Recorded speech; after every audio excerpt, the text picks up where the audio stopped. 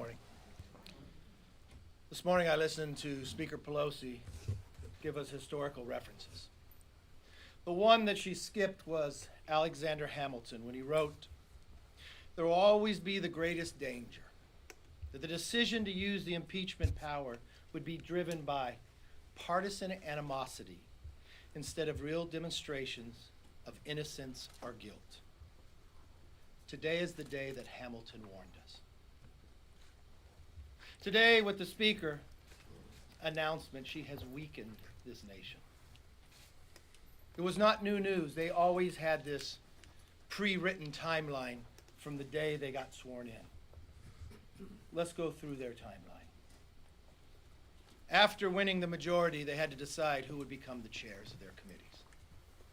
The Impeachment Committee, Judiciary, had a campaign for it. Nadler campaigned on the theme that he would be the best for impeachment, and he won the position.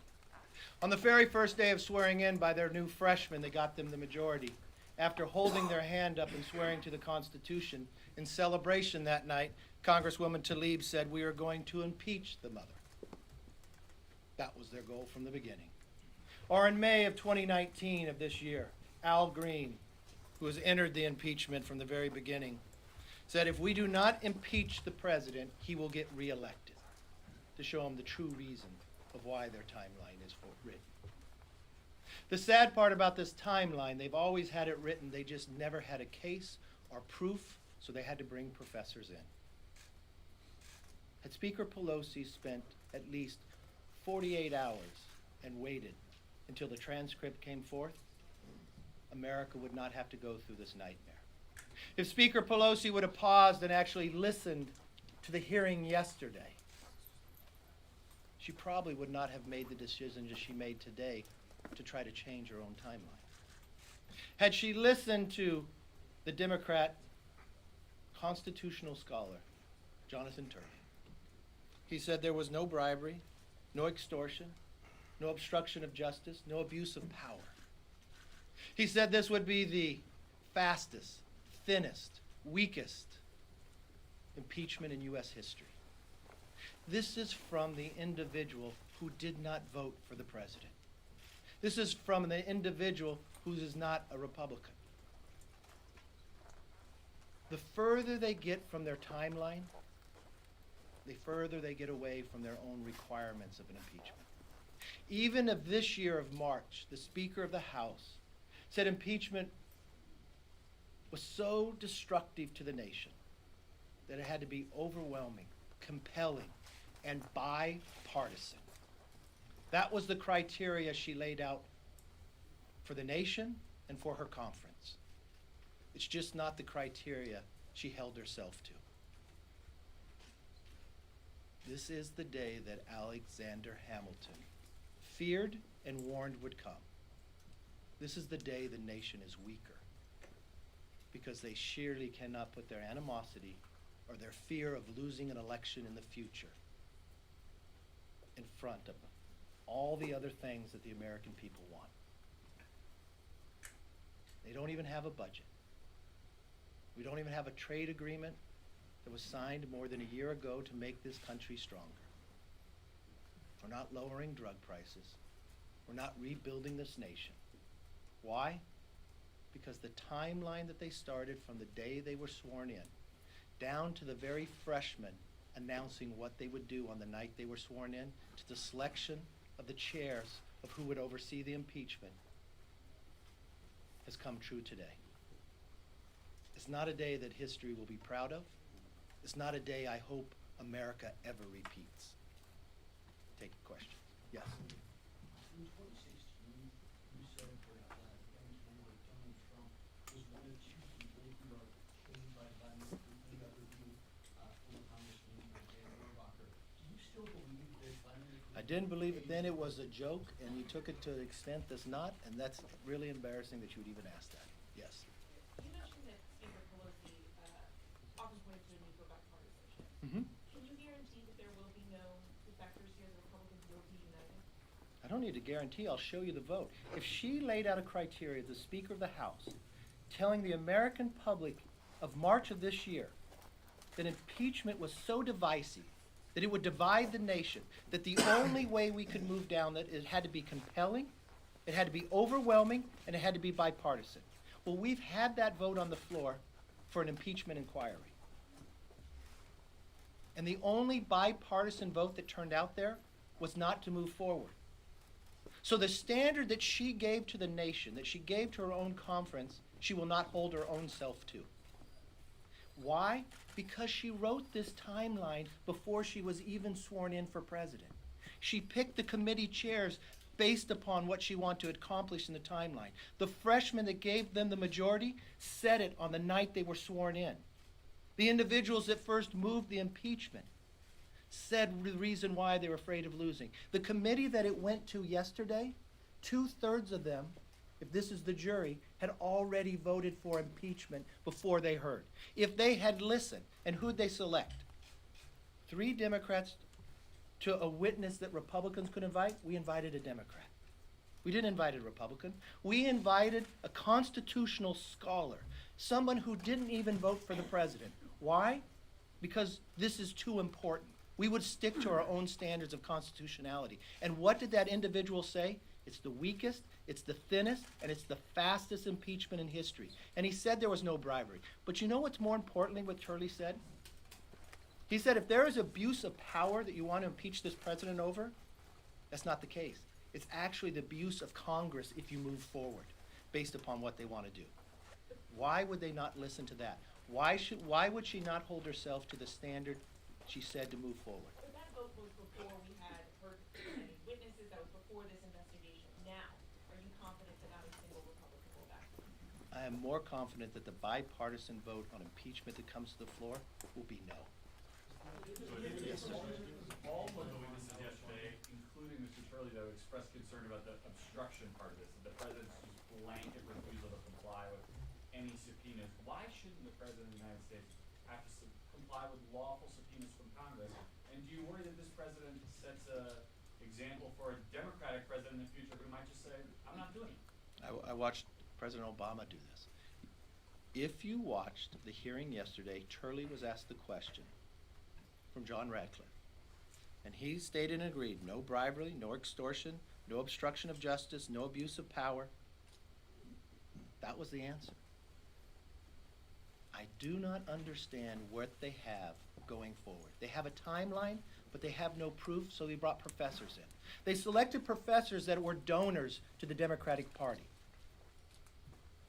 We selected a Democrat who did not vote for the president. We selected an individual who's probably the one that is respected the most when it comes to a scholar on constitutionality. Because we take this so important, and we believe exactly what the speaker said back in March, that this is so divisive, you need something overwhelming. You need something compelling, and it doesn't meet the criteria. Why shouldn't the president have to comply with the subpoena? Why shouldn't the investigation be I think if you watched the president's or read the president's letter from his attorney from the White House, if he had a process the same as Bill Clinton. So your first question should be, why didn't the speaker, if she wanted to go through impeachment and she's not going to stick to her own criteria, wouldn't she create a fair process? Why wouldn't she create the same process that Bill Clinton or Richard Nixon had? Because it didn't fit their timeline. Why did we extend one more week in December in a continuing resolution? Because that met the timeline of what they'd written, what they wanted to do impeachment. And in that letter, the president said he would comply if he had a fair process. Yes, the ma'am. process? Yes. Don't matter. Mr. Leader, have you spoken to the president the last couple of days? You expect to speak to him today, and how do you look at the decision of whether the president should participate going forward? I spoke to the president twice yesterday. I speak to the president quite often. I tell you what, the president and I talk about, the things that America should be doing. USMCA. We talked about trying to get USMCA done. We talk about a number of different issues moving forward. He called me first in the morning when he was over at the NATO meetings. Here was the president overseas making America stronger. What were the Democrats doing? Dividing us further. It's interesting of what they do and when they do it. When she first announced to move forward, the president was at the UN when the rest of the world was there. When they had their hearing, the president was with other foreign leaders as well. I've always thought, regardless of party, you'd put this country first. We've watched from the timeline and from the swearing in that the party means more to them than the country. Mr. Leader, I have a question on the USMCA. We're Mhm. hearing from sources that the Trump administration is giving Pelosi weaker patent protections, more things that the unions want on labor rights. Are you worried that Trump might cut a deal that leaves out Republican priorities and make it hard for you to vote for that? No, I'm more worried about America missing an opportunity. That America missing an opportunity to be stronger. Every economist will tell you it'll only make our country stronger. I'm worried that America, with their number one and number two traders when it comes to Mexico and Canada, in a negotiation with China and what the future holds, that China's our number three trader. That if we're in a negotiation with China, we all know what the future holds. If we're going to be competing, we need to be stronger. We would get a better agreement with China if we had the USMCA done. We would be in a stronger position. But the Speaker is more concerned about tearing the President down instead of building the country up. Mr. Leader, Yes. Mr. Leader, I gather you were watching just now when the Speaker, in rather effusive terms, denied that there is any personal animus on her part that is motivating the impeachment drive. Representative Collins has suggested as much in the hearing yesterday when he intimated that the Democrats are simply impeaching President Trump because they don't like the guy. You probably also heard her invoke her Catholicism. Do you take the Speaker at her word? Do you believe her? Do you believe she's telling the truth when she says she does not hate the President, and that's not what this is about? Look, I'll take them at their word when Congresswoman Tlaib said on her very first day in Congress of what she referred to the President, which I wouldn't think anyone would want it referred to them, that she was going to impeach him. Or when Adam Schiff continued to lie to the American public, only get to the point that they are today. Or when he said he was going to send them back to the Golden Throne. I asked about the Speaker. I'll take the Speaker at her word, but if she paused for a moment, if she looked at just the facts, she would not have made that determination. If she paused and she actually listened to the hearing yesterday on what a Democrat who did not vote for the President, who has studied the Constitution, who most at any time has been a witness for Democrats or Republicans based upon his own ability as a scholar, that this is the weakest, the thinnest impeachment in the history of America. That there is no bribery, no extortion, no obstruction of justice, and no abuse of power. So you don't accept what she said just now? Actually, I think I have a hard time believing that. Yes, that there- You've been saying, the Republicans have been saying this facts are disputed. One of the facts is not that the President did in fact ask the Ukrainian president to investigate Joe Biden. Is it ever appropriate for the President to ask for a country to investigate Joe Biden? Okay, let's stick to the facts. The President asked a country to participate in a case that happened in 2016. That's 100% legal. That happens every day in America dealing with other countries. It is a case that the U.S. Attorney had already opened. At every single time of every witness that the Democrats got to select and control, they were asked the question. The two best witnesses they had that they started this all with. Can you name one article that she should be impeached upon? No one could say a word. So why are we going through this nightmare? It goes back to the very first day after the election. They had a goal, they wrote a timeline, and they had to change the basis and move it to Adam Schiff's committee, and they're sticking to that timeline. So the answer to your question, they've always wanted to impeach the President. You watch them at their words, watch them at their actions, watch them what they have done. The most important part here is Alexander Hamilton, founding father, was concerned and warned us that this day could come. History will look back today and it'll be a sad day.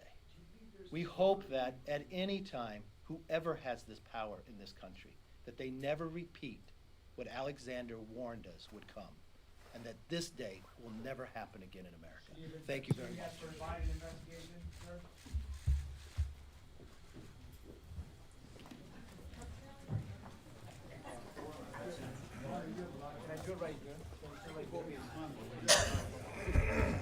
Are we dialing in? All right.